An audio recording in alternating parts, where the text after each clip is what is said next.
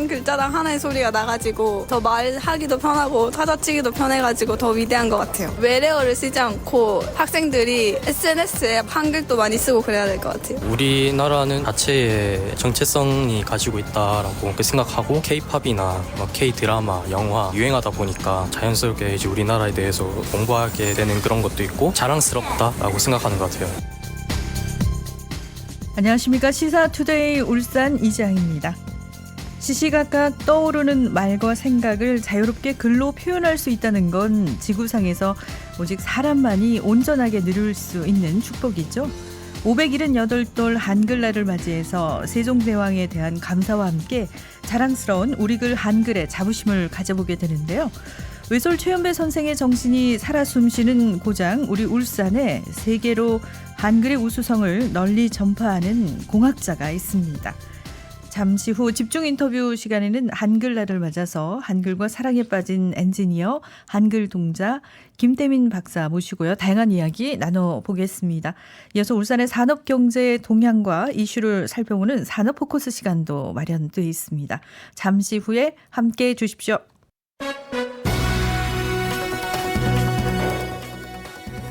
매일 울산 지역의 주요 이슈와 생생한 소식 전해드리는 시간입니다. 첫 코너 아침 헤드라인 울산매일신문 김진영 편집국장 전화 연결되어 있습니다. 국장님 안녕하십니까? 네, 좋은 아침입니다. 네, 반갑습니다. 오늘의 헤드라인 뉴스 어떤 소식이 있는지 먼저 간추려 주시죠. 네, 오늘은 울산 지역 스쿨존에서 속도 위반 적발 건수가 4년 사이에 2배 넘게 급증한 것으로 드러났다는 소식, 그리고 울산 상공회의소의 새 사업 건립이 건물설을 타고 있다는 소식이 있습니다. 네, 하나씩 이야기 나눠볼까요? 그동안 다양한 캠페인에도 불구하고 스쿨존 속도 위반이 2배가 늘었다고 하니까 상당히 씁쓸한데요. 그렇습니다. 지난해 울산 지역 스쿨존에서 속도 위반 적발 건수는 모두 87,918건, 4년 사이에 2배 넘게 급증한 것으로 드러났습니다. 스쿨존 내 무인 과속 단속 장비의 설치 의무화 등이 담긴 민식이법이 2020년 3월 시행된 부분이 영향을 미쳤다는 분석입니다. 네, 민식이법이 속도 위반이 급증한 것과 연관이 있다는 말씀인가요? 맞습니다. 실제로 울산의 경우에는 2019년 25대에 불과하던 스쿨존 내 무인 단속 장비가 2021년에 239대로 늘었고요. 지난해에는 298대로 3년 만에 12배로 확대됐습니다. 최근 5년간 적발 건수 추이를 보면 2019년에는 41,865건에서 2020년에 37,000건으로 줄었다가 2021년에는 3배 가까운 11만 3,018건으로 늘었고 2020년에는 14만 1천여 건을 기록했습니다. 네, CCTV 설치가 늘어난 걸 탓하기 전에 운전자들의 의식이 어떤지를 좀 되짚어 봐야 할 것 같은데요. 스쿨존에 대한 문제의식이 전혀 없다는 이야기군요. 네, 이 수치로 보면 그렇습니다. 이번 자료 가운데 중요한 부분은 지금까지 어린이 보호구역 내 속도 위반이 얼마나 빈번했는지를 보여주고 있다는 부분인데요. 네. 교통약자인 어린이들 보행 안전지도와 안전시설물을 확대해야 하는 것은 물론이고 과속 감시 그리고 단속 역량도 강화해 나가야 한다는 교통 전문가들의 입을 모으고 있습니다. 네, 실제로 속도 위반에 대한 자료는 어떻게 나와 있나요? 경찰청의 2019년부터 2024년 6월까지 시도별 최다 어린이 보호구역 지점 상위 10개소의 단속 결과를 살펴보면 네. 경각심을 주기에 충분한데요. 이 기간 동안 울산 지역에는 남구 여천초등학교에서 가장 많은 모두 2만 7천여 건이 단속됐습니다. 이어서 울주군 울주도서관 앞이 1만 5천여 건, 동구 일산초등학교 앞이 1만 4천여 건, 중구 약사초등학교 앞이 1만 2천여 건, 중구 약산초등학교에서 반대편 부분인 홈플러스에서 중구청 방면이 9,500여 건, 청량초등학교 앞이 8,200여 건, 네. 남구 동서습약 앞 사택 앞이 8,200여 건 등이었습니다. 무엇보다 이 지역부터 운전자 인식 개선을 위한 홍보 활동, 그리고 가속 다발 지점 표지판 확대와 가속 방지턱 설치 등 추가적인 안전조치가 필요하다는 지적입니다. 네, 아무리 범칙금을 부과하고 벌점을 부여해도 의식이 바뀌지 않으면 상황 개선이 힘들다. 이런 걸 좀 알게 하는 자료인 것 같습니다. 다음 소식 전해 주시죠. 네, 울산 상공회의소가 오는 2026년 말 혁신도시 내 산학형 클러스터 부지로 이전하기 위해서 추진하던 기존 건물 매각 문제가 드디어 실마리를 풀었다는 소식입니다. 1983년에 준공된 현 울산 상위 회관은 부지 3,844평방미터에 건물 연면적 6,009평방미터 규모의 지하 1층, 지상 8층 건물인데요. 이 부지는 준주거지역으로 묶인 용도구역으로 그간 매각에 한계가 있었습니다. 네. 그런 차에 울산 상공회의소 부지 건물 매입자로 신용보증재단이 나섰는데요. 지역 상공계의 오랜 수급은 사업인 울산 상공회의소 회관 신축 이전 문제가 속도가 붙을 전망입니다. 네, 상공회의소 기존 사옥을 매입하려는 곳이 없어서 진전이 그동안 없었는데 신용보증재단이 나선 거군요. 맞습니다. 울산 신용보증재단은 지난주 이사회를 열고 이사 전원의 찬성으로 현 울산 상위회관 매입건을 가결했는데요. 네.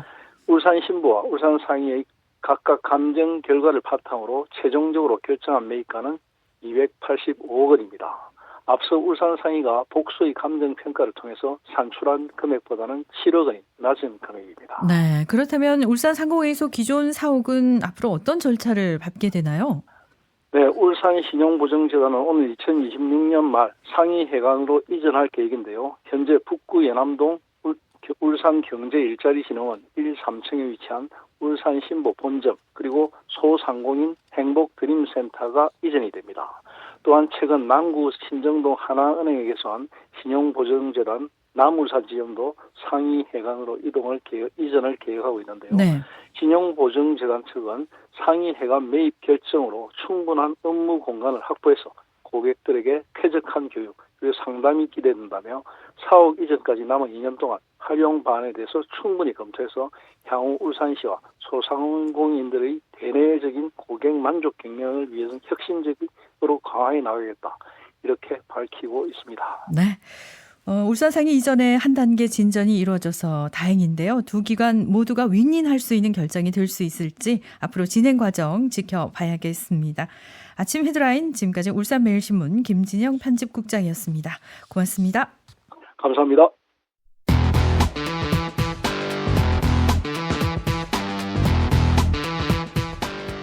시사투데이 울산에서는 실시간 보이는 라디오도 진행하고 있습니다. 유튜브에서 KBS 울산, 시사투데이 울산 검색하시면 현재 방송을 보실 수 있습니다.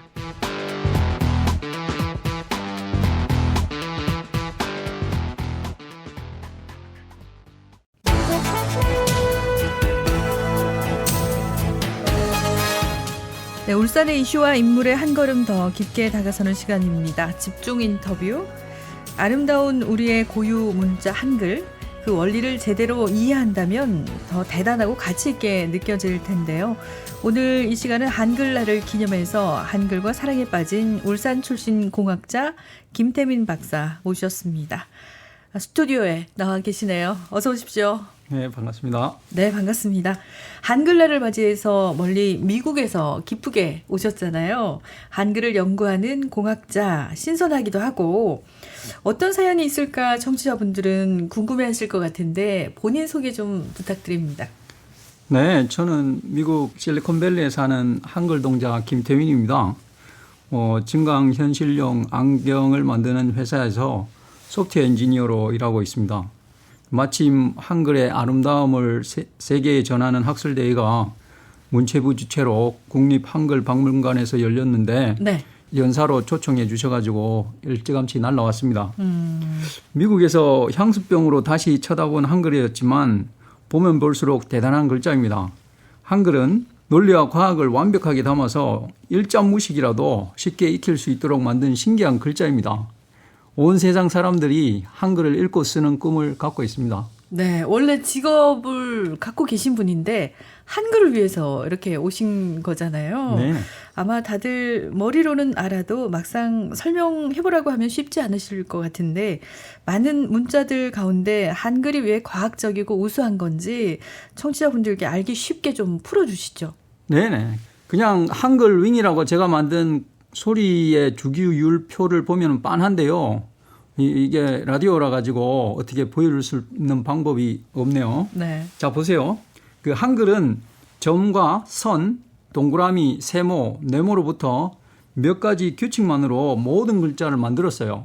만든 그대로 정리하면 자음은 닷소리는 삼행오열, 모음인 홀소리는 사행육열로 빈틈이 없습니다.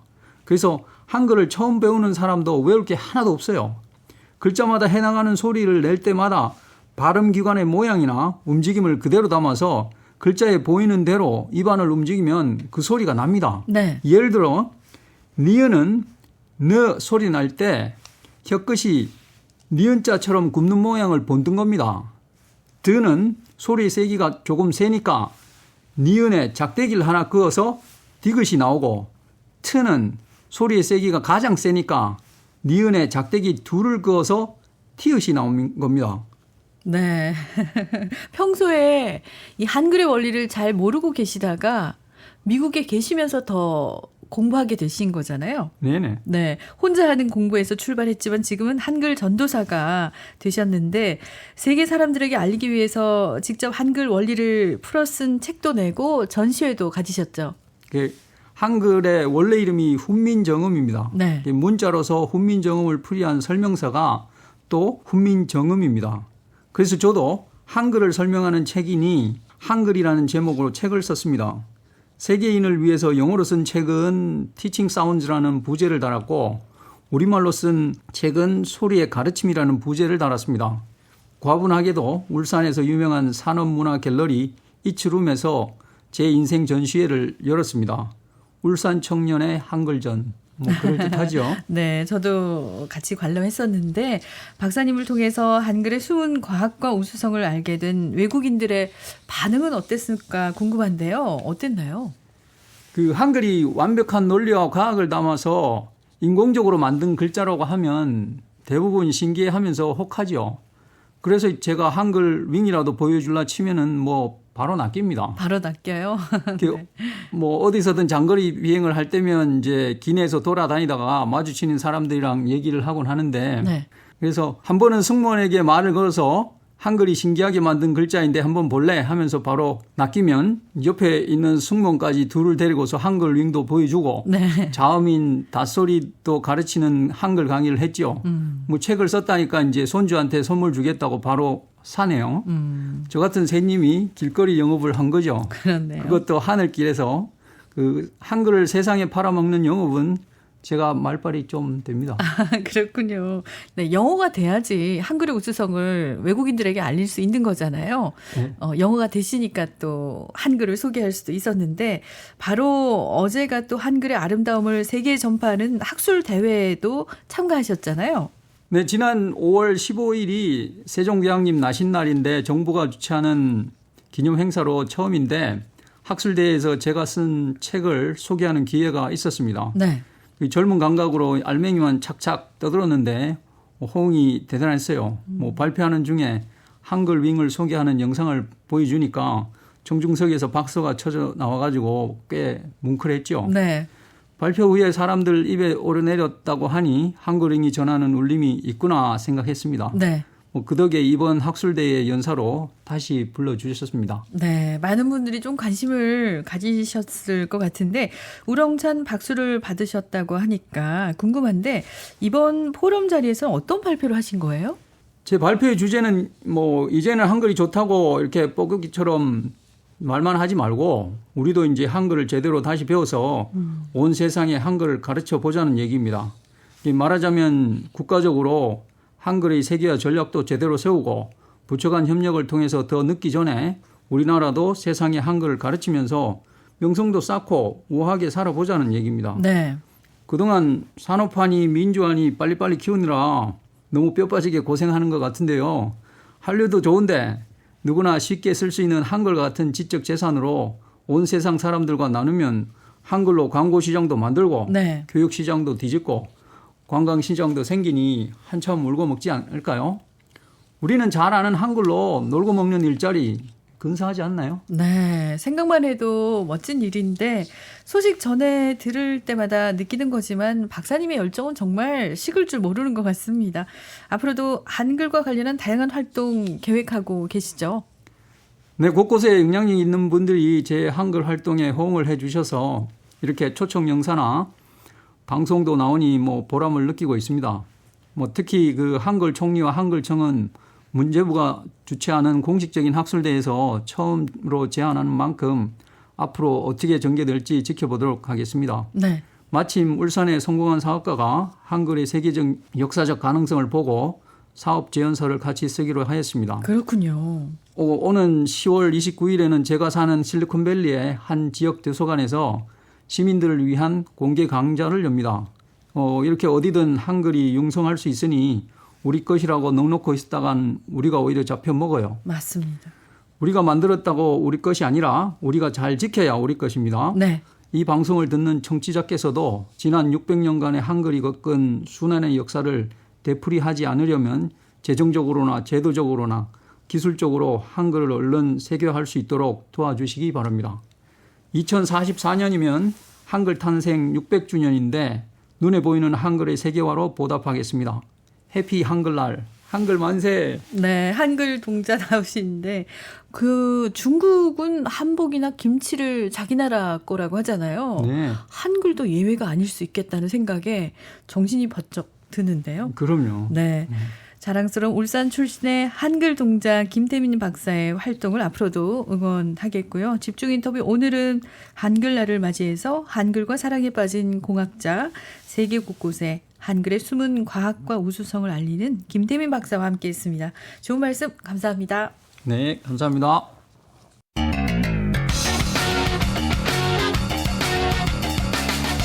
내 기분도 살리고 네 기분도 살리고 여러분의 흥은 울산의 아들 저 박성훈이 살리고 매일 아침 우리 울산 시민들을 위한 풍성한 소식은 이지양 PD가 진행하는 KBS 울산 라디오 시사투데이 울산이 책임집니다. 매일 함께해 주세요. 네, 시사투데이 울산 함께하고 계십니다. 울산의 산업경제 동향 그리고 이슈에 관해서 알아보는 시간이죠. 산업포커스. 울산연구원 경제동향분석센터의 김은영 전문위원과 함께합니다. 전화 연결돼 있죠. 박사님 안녕하십니까? 네, 반갑습니다. 김은영입니다. 네, 반갑습니다. 내일부터 공업축제가 시작됩니다. 볼거리 또 즐길거리가 많은 축제인데 60여 년 전 공업축제 그날의 감동을 기대할 수 있을 것 같은데요. 오늘은 그런 만큼 산업축제와 관련한 내용 준비하셨군요. 네, 그렇습니다. 우리 지역에는 장미, 벚꽃, 태화강 국가정원 등 꽃축제도 많고요. 네. 또 고래, 옹기, 영남알프스, 세부리 같은 지역 특성을 살린 다양한 축제가 있는데요. 산업축제와 관련해서는 7월에 조선해양축제와 그리고 내일 개막하는 공업축제가 있습니다. 네. 조선해양축제는 동구 관광, 해양 레포츠 체험 등 비교적 여름과 해변에 초점이 맞춰져 있는데요. 반면 울산 공업축제는 대한민국 산업도시 울산을 가장 울산답게 보여주는 우리나라 대표 산업축제라고 볼 수 있습니다. 네. 그런데 이 공업축제가 다시 돌아온 게 불과 얼마 되지 않았잖아요. 네, 맞습니다. 울산 공업축제는 1987년 제20회를 마지막으로 자취를 감췄었는데요. 작년 6월에 다시 부활해서 올해 제2회를 맞으면서 예전 공업축제를 재현합니다. 울산 공업축제의 하이라이트는 단연 퍼레이드 행진일 텐데요. 지역을 대표하는 현대차와 고려아연, HD현대중공업, SK, S오일 등이 퍼레이드카를 제작해서 참여하고 또 1,000명이 넘는 울산 시민도 함께 행진하면서 즐길 걸로 보입니다. 네, 청취자분들도 주말을 이용해서 축제 현장 방문해 보시면 좋을 것 같은데 우리 지역 말고도요. 국내외 유명한 그 산업축제로는 어떤 것들이 있습니까?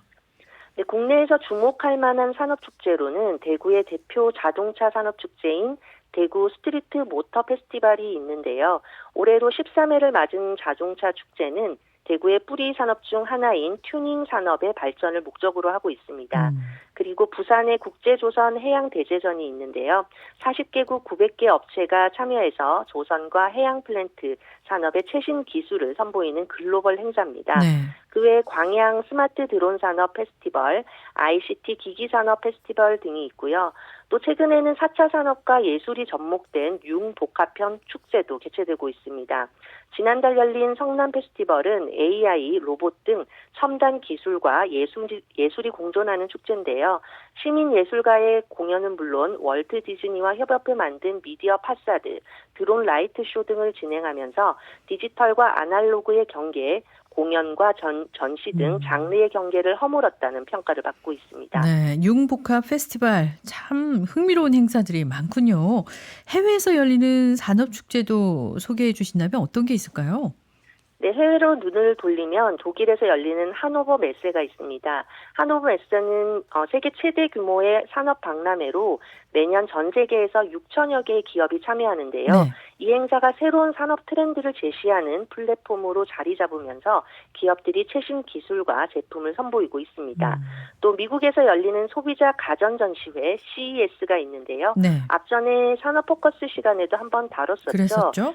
네, 이 CES는 IT와 전자제품 혁신의 최전선에 있는 축제로 매년 세계적인 혁신 기술과 제품이 발표되면서 글로벌 시장에서 큰 주목을 받고 있습니다. 네, 울산에서도 많은 업체들이 참여한 걸로 알고 있는데요. 네. 울산 공업축제를 비롯해서 이런 산업축제를 개최하려면 준비 단계부터 정말 많은 공을 들이는 걸로 알고 있거든요. 일반적으로 산업축제 어떤 목적을 갖고 열고 있나요? 최근 축제는 문화산업으로 인식되면서 경제적 가치나 놀이문화의 관점에서 주목을 받고 있고요. 관광산업으로도 연계되고 있습니다. 네. 산업축제의 경우 지역이나 국가의 주력 산업을 알리고 산업의 가치를 재조명하는 역할을 하는데요. 네. 해당 산업의 최신 기술과 성과를 대중에게 선보이고 또 관련 업계 관계자들이 모여서 네트워킹을 할 수 있는 기회를 제공해 주기도 합니다. 즉 단순 전시부터 산업 내 기업 간 협력이라든가 기술 교류 그리고 투자 유치를 촉진하는 중요한 장이 되는 셈이죠. 우리 울산 공업축제에서도 지역 경제기업 홍보관과 미래 박람회를 사흘 내내 열어두고 기술과 제품 홍보와 그리고 네트워킹 기회를 마련하고 있습니다. 네, 축제가 비즈니스 역할까지 맡아서 하는 거지 않습니까? 이 산업축제는 특히 경제적 파급 효과가 아주 클 것 같군요. 네, 맞습니다. 산업축제는 여러 방면에서 경제적 효과를 가져오는데요. 네. 먼저 축제에 참여하는 방문객들이 소비하는 숙박, 음식, 교통, 관광 등의 직접적인 경제적 효과가 발생합니다. 대규모 축제의 경우 수만 명 이상의 방문객을 유치하기 때문에 축제 기간 동안 해당 지역의 상업활동이 크게 늘어나는데요. 저희 경제동향 분석센터에서도 울산 공업축제 기간에 이 소비 데이터를 분석해서 축제 전후의 경제적 효과를 파악하려고 준비 중에 있습니다. 네. 경제적 이익 창출 외에도 산업 전체에 걸쳐 다양한 파급 효과가 나타나는데요. 축제에서 다뤄지는 기술과 아이디어는 여타 기업들이 제품을 개발하거나 새로운 시장에 진출하는 데 도움을 주고요. 또 기업 간 기술 교류와 협업을 촉진하는 기회가 되기도 합니다. 네, 그래서 전국에 9월이나 10월에는 축제가 그렇게 많이 열리는군요. 산업축제를 통해서 지역 내 경제가 더 활성화될 것 같습니다. 네, 그렇습니다. 축제에 참여하는 방문객들 소비가 단기적으로는 지역 경제에 활력을 불어넣어주고요. 또 지역 기업들은 제품이나 기술 소개로 새로운 비즈니스 기회를 얻게 되고 특히 중소기업들에게는 중요한 홍보 수단으로 축제가 활용됩니다. 네. 우리 지역 주민들은 산업 현장을 직접 체험하면서 지역 산업을 이해하고 자부심을 느끼기도 하고요. 청년들에게는 산업에 대한 흥미와 진로 탐색의 기회를 제공해 줍니다. 산업축제는 기술과 경제 그리고 사람을 연결하는 중요한 장이 되고 있는데요. 지역사회와 산업이 함께 성장하는 환경을 만드는 데 핵심 역할을 하고 있습니다. 네, 오늘은 개막을 하루 앞둔 울산공업축제를 맞이해서 경제 활성화에도 큰 역할을 하고 있는 산업축제에 관한 이야기 나눴습니다. 우리 지역 공업축제가 국내를 넘어서 또 세계적인 축제로 거듭나길 기대해보죠. 산업포커스 지금까지 울산연구원 김은영 전문위원이었습니다. 고맙습니다. 네, 감사합니다.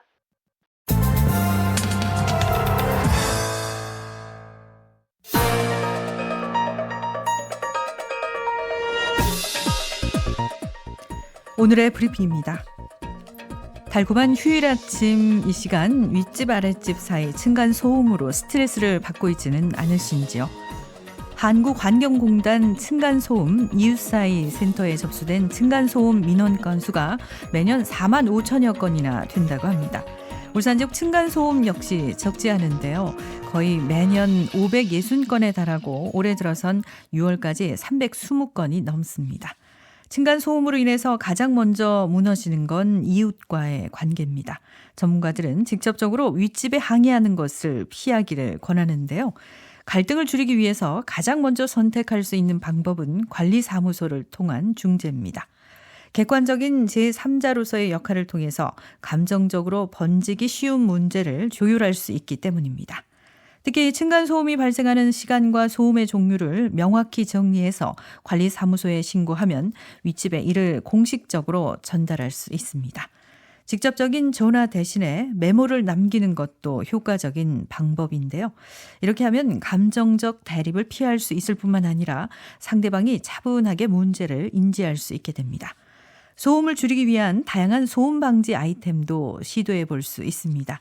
두꺼운 매트를 깔아서 발걸음 소리를 줄이거나 가구 밑에 충격을 완화해주는 방진 패드를 부착하는 등의 방법입니다. 아파트 생활이 보편화되면서 층간소음은 피할 수 없는 현실입니다. 층간소음으로 인한 스트레스 대신에 슬기롭고 현명한 해결책을 찾기 위한 스스로의 노력에도 소홀하지 않기를 바랍니다. 이상 오늘의 브리핑이었습니다.